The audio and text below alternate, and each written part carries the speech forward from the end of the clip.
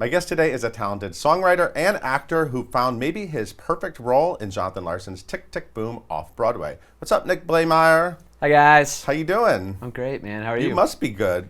You're in Tick, Tick, Boom. It's like I'm one of my in Tick, favorite Tick, Boom. shows. It's my favorite show. Wow, is it really? I mean, it's totally up there. I didn't know the show, the script, David Auburn's script, Right. until I got the part. Or most people your age know the album. Yeah, exactly. Because you're Right. like, I need my rent fix, and like I've now memorized that 30 times over. So like, where's my next thing? And then Yeah. you find this tome. You're like, oh my Yeah. God, he was this frustrated about making art, Right. and then he was going to make that later. Right. It's insane. Okay, well, let's rewind because we already just got ahead of a lot of people All right, bye. who might not know what this is.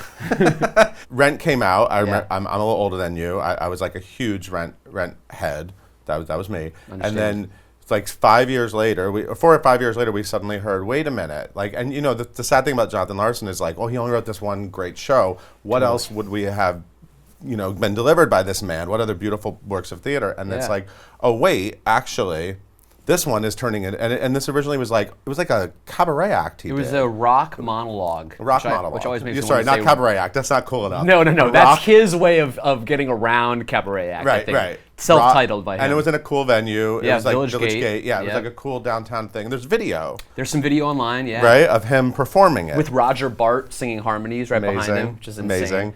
And he wrote this. It was about turning 30. Yeah. That was like the initial, and I think it was like a birthday concert. Exactly, wasn't it? yeah. It was turning 30 in 1990, which is this like Right. very strange, scary juxtaposition for him. And it makes a great human opening beings. song. Yeah, it does. 3090. Yeah, it does. 3090. 3090. Just get tense thinking about it. Yeah, and so David Auburn, who wrote Proof, Yeah. he came together and sort of wrote a script around this show, and it became a little bit more about Jonathan's story, and right, it sort of became a real book musical. It really did. I mean, I think Jonathan had envisioned it as a one-man show, and it was his response to another show that he'd written that has actually never seen the light of day called Superbia. Oh, yeah. That he had written was a sort of an adaptation of 1984, but he couldn't get the rights to 1984. Right. So he made it into his own sort of original spin on the dystopia idea Yeah. that like people are living inside television screens and very social commentary heavy. No one would produce it. It was too big for off-Broadway, too weird for Broadway. And he wrote Tick, Tick, Boom kind of in response, in frustration to not getting that show up and feeling like his time was dwindling. And it's a very powerful show. It's insanely powerful. And they did it with Lin-Manuel Miranda and Karen. I did see that. Leslie Odom and Karen Olivo. Yeah, it was amazing. At Encores. So you saw that one. I saw that one. In fact, I was involved in a lobby concert during that weekend of Encores Off Center, where we did a bunch of Jonathan Larson unproduced songs. awesome. So I sang this song called Valentine's Day that used to be in Rent. And Lynn came by, and Lynn and Joe Iconis and I were like sitting in the lobby chatting about how this dude had completely changed all three of our lives. Yeah. And then I got to go see Lynn do this thing before he did that other thing. The other thing. That other thing. Yeah, and so this is kind of, I'm assuming, like a dream role for you. Absolutely. And so you knew that they were doing this revival. I first heard they were doing this. I was super excited that, someone could get to see the show again. Were you involved with it, or did you audition? How did it land in your lap? Well, it really did land in my lap. I was teaching at a wonderful program called the Performing Arts Project, which is run by a guy named Jonathan Bernstein in North Carolina, which is an interesting place to be doing art at this moment. So we were down there, literally across the street from a Trump rally. Nice. And then I just got this call from my agent, and they said, "Do you want to play Jonathan Larson in Tick, Tick, Boom at the King Company?" And I said, "There's absolutely nothing I'd rather do."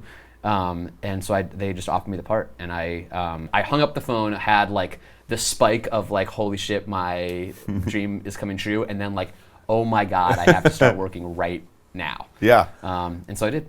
Let's not also forget that the amazing Raul Esparza played it, and he's on the album. It's quite a legacy of guys who played this part in New Yeah. York. Yeah, it's amazing. I'm really honored to be. So what's it been like digging into it? And now that you're deep in rehearsals and... It's been a very enlightening process. I started at the piano because I'm playing a bunch of the score. Right. And so it really just became about like, how do I get these songs to feel like I'm inventing them? And that sort of led to a more thematic, how do I get this person to feel like he's me? as opposed to this hero that I have to live up Right, to. right. I mean, the guy is the reason that I write music. He's the reason that I was in 7th grade when Rent came out, and I this is a pretty lame story, but I'm going to tell you because we're in front of cameras, so I can be lame for all of you. I was in 7th grade, and I heard Rent in the car with my mom and thought it was the most incredible thing I'd ever heard. Because your mom was playing it? My mom had the album. Okay. And she wouldn't let me see it because Okay. there's too much sex. Because sex is bad. Is there actually any sex in Rent? Hot, sweat, sweet. Oh, red, yeah, red, okay. red. Okay. Yeah, all that stuff. That's like a fever dream. Yeah, exactly. Yeah, isn't that what sex is? So I was in the car and I heard December 24th, 9 p.m. Eastern Standard Time, and that's the only piece of it that I could remember. And everybody at school was obsessed with it too. And I was like, yeah, I love it so much. You know what I really love is that one part, December 24th, 9 p.m. And they were like, Nick, that is not the best line by miles in that score. Which actually I would now contest later. I'm like, that is incredible leitmotif going on there. Yeah, bring it up at the beginning, bring it up at the end. Yeah, you were onto it. I don't know. Thank you. Yeah, I was clicking and just like, so suffice it to say, this guy is super important to me. Yeah. And I immediately felt this instinct of like, okay, how do I get past this deification that I have for Jonathan and what he has done to my generation? It just started becoming about who is this guy and what are the points in his life that I recognize. And it's all of them. I mean, turning 30 is a strange cosmic thing for everybody. Have you done this? Yes. You did this, huh? Yeah. How long ago? I'm 32. Oh, okay. So you got through it. Yeah, I got through it, but I'm still feeling it. I mean, and I definitely do feel, a huge sigh of relief being on the other side of it. My late 20s, my Saturn Returns era was full of panic attacks about what I was on Earth to do and my limited time here and if I'm using it right. And now that I have gone through it, I still feel an urgency about making work, but I'm more aware of sort of my place in the cosmos rather than like this tunnel vision that I have in my 20s. And I think that's really the transition that Jonathan goes through in this show as he starts, as a guy who is panicking that he's not going to make his mark. And then over the course of the show, because of the people around him, they really help him widen his perspective and see the world around him. At a more practical level, he's debating, like, am I going to keep doing this? It's not working yet. Am I going to actually keep putting this energy in? And he says in the show, right, that his dream is to wake up and write every day. That's what he wants to do. And can he actually make this work? Yeah. So have you gone through that? And now of course, we have to bring up Glory Days because this is obviously like a huge part of your Broadway. This is a Broadway show. Let's talk about Broadway. Yeah. Let's talk about Glory Days. So you were how old? He's 23. 23-year-old. You did a musical with your good friend James Gardner. Yeah. And you did it in Washington. We did it in Washington, yeah. And people loved it. Yeah, it was an insane reaction. And people gave money and said, let's move it to Broadway. Let's do this on Broadway, right? Yeah, we'll recoup in 6 weeks. And, there was a flavor for more rock-based after because of Rent, because of Jonathan Larson, because of this whole thing. Yeah. Spring Awakening, yeah. And so you came to Broadway and brought the guys that did it, who are all doing very well, I guess. Yeah, they're all kicking ass. They're all in shows. Super talented men. And I was there on opening night. I remember. I interviewed you. I went to the party. Yes, you did. Fun party. I remember where it was. I remember the whole night very vividly. Yeah. And then I remember finding out, wait a minute, that wasn't the opening night party. That was the closing night party. Yeah, surprise. Crazy. Surprise. At what point in the night did you find that out? I remember my friend Brian brought the review over to me and he's like, it's not bad. And I was like, okay. And that was like really the moment that it clicked, I think one of the things that I went through in that process that I have only recently unpacked is that, I was so superstitious during that time because I could feel somewhere in my gut that we weren't ready for this. And that was a show that I wrote in college about my college friends. It was my first show. It was like the show that I was cutting my teeth on. Yeah. And we did the show, and I was watching it every night, fascinated by the process of putting up a new show, which I still am. It never goes away, never gets old. Yeah. It's so fun and fulfilling and hard in all the right ways. And trying to distill the identity of that. And then we got this good review, and it was like, wait, like now we're gonna be pros. Like, where was the Where was Right. the stamp, you know, It felt like that a I weight. was ready for that? Right. And I sort of pushed that out of my brain because I wanted the experience of going through this. And yet the whole way, I sort of in the back of my mind was sort of like, no, this was my like college musical. Is this supposed to be this Right. big? I wrote it to be on a bench with 4 band members and 4 guys that anyone could do across the country. Right. Because James and I were looking for musicals. We wanted this is our youth. Where was our suburbia? Yeah. Instead, we had a $300,000 light wall, and It was a big light wall. I remember that light wall. because it had to be for Broadway, and it had Right. suddenly the paradigm changed. Yeah. And so flash forward to opening night, got that really nice review actually from Ben Brantley, who was sort of like, "You guys have been hoodwinked, and I hope you keep working," which was really cool of him to say, and never seen him do that since. And it was really like okay, Right. I agree with you, sir. Yeah. And so it was that minute that it changed, and then the next morning I was rehearsing. Was it a drunken night, by the way? Incredibly Drunk. unbelievably beautifully drunken, Turning Yes. into a hungover morning and. Yeah, and I had a matinee at Crybaby. Oh 'cause I right, was so let's talk doing about that. Crybaby, And yeah. that's the other thing. You actually had a job on Broadway. Yeah. You were making your Broadway debut. Yeah. In the ensemble of Crybaby. Yeah. And so you already had a job, and it was like, oh, and your musical's coming too. Yeah, I had to right? talk to. So It was a very. it was bizarre. It was a very bizarre time. Yeah, I remember going up to Mark Brokaw and Rob Ashford during tech for Crybaby Yeah. and being like, so, and Rob was great and Mark was great too, and he was just like, you can't miss any previews. Right. And I was like, oh, okay. Right. I did. I skipped a preview, and it happened to be the night that the producers of Crybaby were at Glory Days, so they saw me there giving notes. They were like, "You have a show tonight," so I almost got fired. You got so busted. Did I you got really? Oh my God! Did you get like disciplined? Oh yeah. Come on, guys. Well, that was the great thing. Rob pulled me aside after, and he was like, "I would have done it too. Are you kidding me? Like, you're in this insane Right, moment." yeah. And I just like kept pushing, kind of through. I was so, and still am so grateful for that opportunity. It was Yeah. like a grad school in a lot of ways, and a crash course in this business. And I met, Right. people like you who Right. really like took me under their wing and treated me so beautifully. And I remember getting a cigar from Matt Kavanaugh at my dressing room, and Crybaby was like, "Chin up, man. You know, welcome." Right. And I really pushed through that sort of strange trauma for a long time until I met my now wife, Anna, who was sort of like, "Did you ever deal with that?" And I was like, yeah. Sounds like that. This is how long ago? This is like, I was like 28. Okay. And we were living in Los Angeles, and I had just written a new show called A Little More Alive that we had just gotten funding for. And I was feeling very good. And I remember that day, writing A Little More Alive, we had done this workshop in California, and I got a call from the producer saying, "We got $1 million. You know, we're gonna get the show up." And I had heart palpitations in a way that like freaked me out. Wow. Because I had heart surgery when I was a kid. I had a hole in my heart when I was born, and so I've always had this like heart thing in my life. Yeah. And that day when I was 28 really freaked me out. And I think it was a coalescing of a lot of things that I hadn't dealt with, including what the rest of my life was going to be. And thankfully, this woman who was really nice enough to, hi honey, become my wife, she called me on it and was like, "You're about to go through this again, Wow. and you haven't dealt with that guy." And then I was moving towards my 30th birthday, and so there was a real sort of perfect storm of anxiety that I Tick, tick, had boom moment. A tick, tick, boom moment, for sure. That's crazy. It was crazy. This is like, so you had to do this show.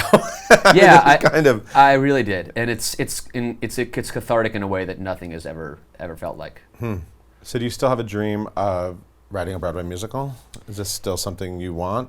I want to write things that are compelling to human beings. Things that are right for you, yeah. But so the end result of where it is not the point. Yeah, I mean, I think a lot about that question, and I am writing a show that is really big and sprawling and weird and also about a strange cross section in the world called Fallout, with this guy named Kyle Jarrow, who's a super talented guy who I met doing the Spongebob musical. Which we're going to talk about in a second. Yeah, for sure. Kyle is an incredibly talented writer and just a great collaborator. We wrote a show about the Cuban Missile Crisis. Oh, and wow. about that moment in sort of suburban White Plains, New York, where Jonathan Larson's from, talking about how, fear of apocalypse, what it does to people's brains. And, it's a very sort of fantastical, satirical show. Joe DiMaggio's in it, Marilyn Monroe's in it, George Reeves is in it. And that's a big show that I think fits well on Broadway. But this show, A Little More Alive, that we're doing a concert of at Le Poisson Rouge, October 17th, Monday, 9:30. Great cast: Van Hughes, Daniel Jenkins, Nicolette Robinson, Emily Walton. That show is like a 5-person chamber musical, and having been through the transition of putting a small indie show on Broadway, I think there's that place is reserved for the right show for that zeitgeist. Fun Home, Next to Normal. They really thread that needle, and I don't want to push anything into a spot that it doesn't fit. Well, we have to talk about SpongeBob, because you actually just finished like a few months in the bottom of the bikini bottom. I know. Let me just be honest. I know nothing about SpongeBob. Nothing. Apparently, I'm in the minority here because billions of people know everything about SpongeBob. Yeah. I'm so at loss. You did the musical in Chicago. Hopefully, it's going to come to Broadway. Yes, they're looking for a theater. And you played. I saw the photos of you. You play a bad guy. Bad guy. What's his name? Plankton. Okay, and I saw what he looks like animated, and I saw what he looks like as you, and you look pretty badass. You have like a patch. And I look. It's like a what the heck is this thing? Well, okay, so I'm with you. I didn't know what SpongeBob okay, was good. either. I feel a little less bad. He's obviously a major entity in the world, presence in the world. I think he's like the most popular animated face besides Mickey Mouse. Not your guy, SpongeBob. Yeah, not my guy. Your guy's pretty popular too. My guy it's amazing. People are like, so you're doing the SpongeBob musical. I mean, yeah, who are you playing? Plankton. Oh, it's my favorite. Oh, man, Plankton rules. So I'm very appreciative of that. I heard he gets stepped on a lot. He gets stepped on. He's very small. Yeah, he's little. Diminutive, but his ego makes up for it. Okay. And yeah, so I was very much the same way. I was sort of like, what? Okay. But Tina Landau is directing it. And I was like, okay, I will do the workshop. Absolutely, I'm in. I want to see what this is about. So we did the workshop, met Kyle, love Kyle, who I'm now writing this show Fallout with. Okay, so Kyle is just very good at taking what the world is going through and distilling it through a sort of refracted lens. And this show takes place in the apocalypse for Bikini Bottom, which is the land that this show takes place in.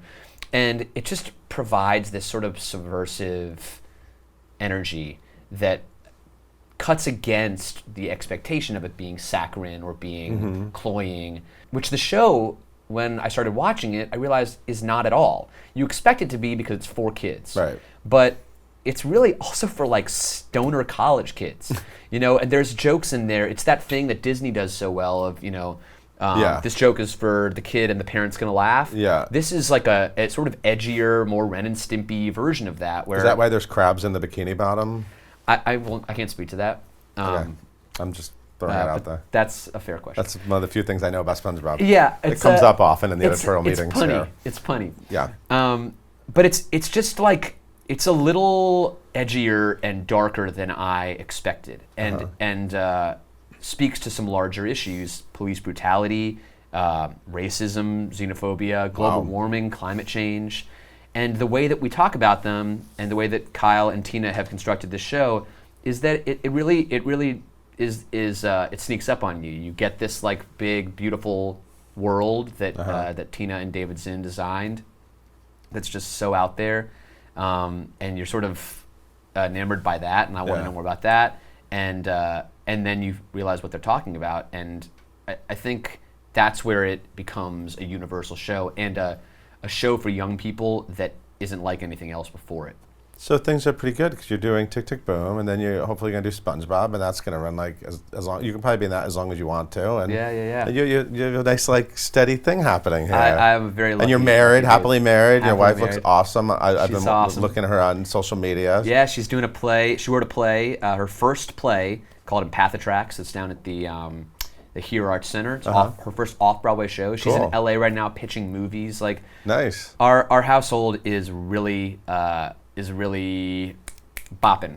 Oh, I love it. It's really fun. It's really fun to be an artist. Okay, so everyone needs to see this Tick Tick Boom if you haven't seen it. It's at the Acorn Theater. Yeah. At Theater Row. lovely Theater Row on 42nd Street, the Keen Company. Yeah, previews start October Really 4th. soon. Yeah. Really soon. Are you ready? No. No, I need this week, guys. Just give me this week. We have a run today. We have a run tomorrow. We have Sitzprobe on Thursday. I mean, this is the best part, is like feeling the way that a show gets built. I forget it every time. Like at the beginning, I'm like, how are we going to get all this done in 4 weeks? Right. And then we're here, and I know my lines now, and I've had a couple good runs and one really bad run where I quit the business in my brain and then rejoined in the morning. And then I tried on my costume, and that was an insane moment. And then I saw pictures of the set, and that was an insane moment. And we get to hear the band tonight for the first time. Great. And the elements really help to create a world that feels like East Village, 1990, Edge of Soho. What is going to happen, as opposed to trying to sort of forget what we know about how things ended up. This guy was in a spot that is very relatable. Right. Awesome. Thank you so much for being here. I'm so thrilled for you. Thanks. And everyone, please check out Tick Tick Boom. If you just know the album, go see the show. And even if you've seen the show, you got to see this guy do it. Thank you, Nick, for being here. Thanks, you for watching. We'll see you next time.